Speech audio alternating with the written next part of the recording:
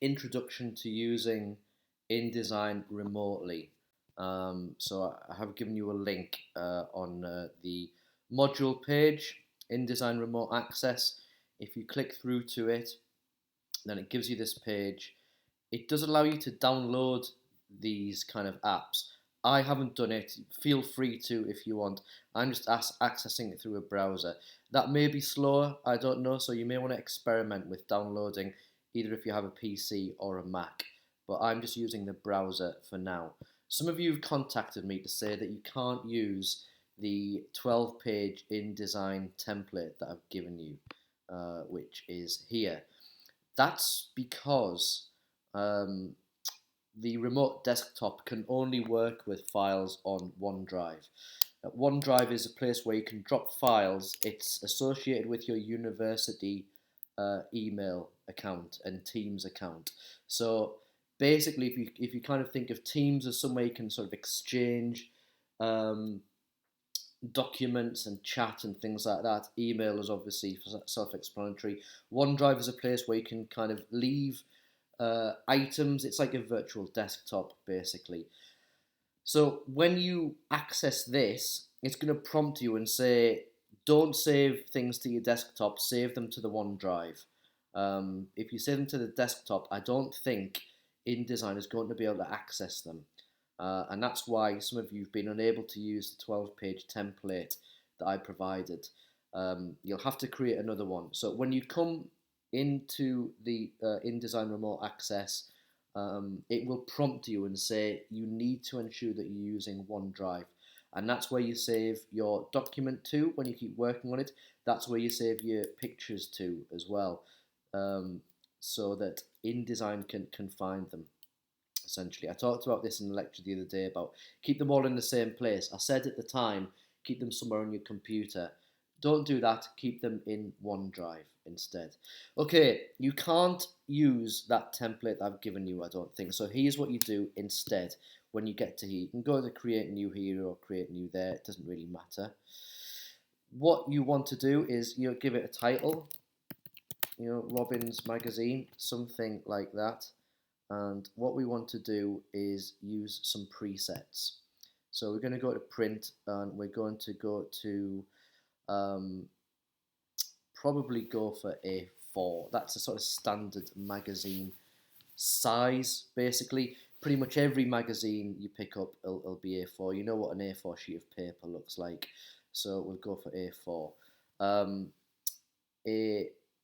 A5, yeah, A3. I mean, they're possibilities. A5 more so, I think, but I would just stick with A4 for this, for the sake of ease. And look what's happened. It changes the width and height automatically.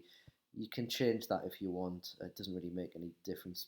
Picas means sort of pixels, essentially. Whatever you're happy working in, I would use that. It doesn't really make any difference. Okay, good. I'm just going to cancel that for now. So it's asking me to sort of save it to here, I think. Let's just get rid of that for the time being. We want 12 pages. And we want to start at page 1. I would put in 3 columns on there. 3 columns are going to give you invisible guides. And 3 columns on an A4 document is about right. So that's in 3 columns of text. You don't need to worry about all the rest of it. We want that orientation, portrait, obviously. We do want facing pages because we want to design as double page spreads. Then we'll let me just move that to millimeters or something a bit more kind of obvious. I prefer to work in millimeters perfectly.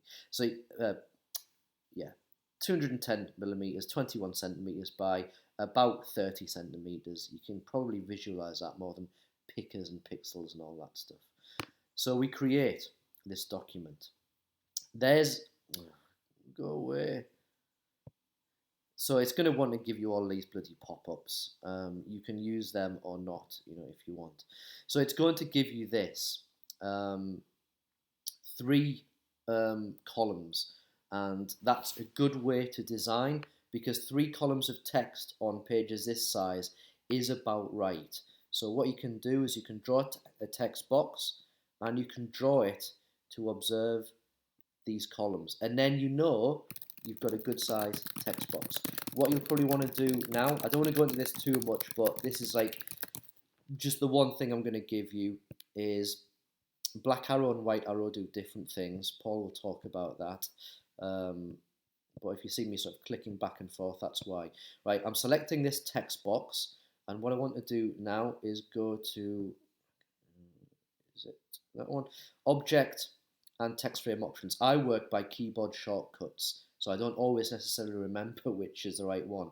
It's Control and B. So Control and B, you're going to use this a lot, and then in the text box we create, we want 3 columns. So you can see there, I've put in 3 columns.